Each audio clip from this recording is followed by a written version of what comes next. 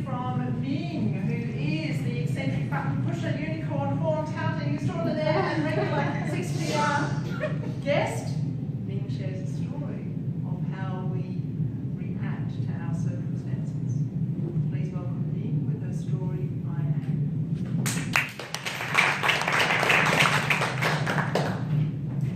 So Facebook recently came out on International Friendship Day that we are all actually connected by 3 degrees of separation, not actually 6. What this means is that we are way more connected now than we ever have been in the whole history of mankind, which is kind of cool. And where my story starts is where I am 1 in 3. So I am 1 in 3 who was a child of domestic violence. Absolutely understand that. I say I'm a child of domestic violence, not a victim. There's a very distinct difference between those 2 words. I grew up in an environment that I had no control around. And yet, what I have is a series of choices in terms of how I deal with that. So my father, who was, of course, my mum is beautiful and she's gorgeous and she wouldn't hurt a fly. My father, I've had to come to terms with the reason as to why he became who he was. It's a very, very difficult journey. It's a very difficult journey to actually forgive somebody like that. Now, he was faced with a series of circumstances that I have now had to face. When he was 21 years old, he lost his sister very tragically in a car accident. And in the time that he was 21 is a time where you don't talk about your feelings. You don't get to express your emotions. You don't get to be angry. And so for years and years and years, this man bottled up all of these emotions only to explode later on. I am very aware that whilst I am a child of domestic violence, his violence was not about me.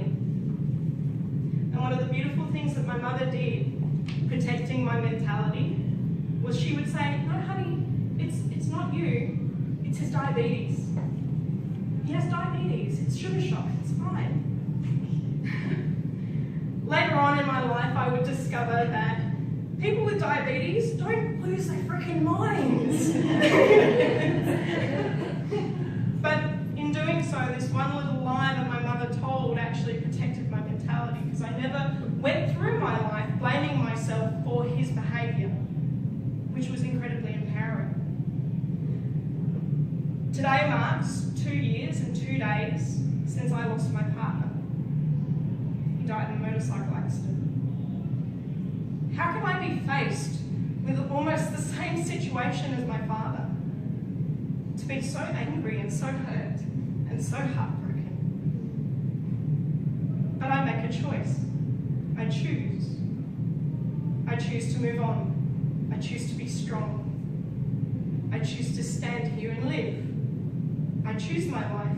Everything I have, I choose. I choose not to be a victim. I choose to stand in my strength. I do not stand here as a victim of domestic violence. I stand here in my strength. 1 in 3 people suffer from anxiety. I am 1 in 3.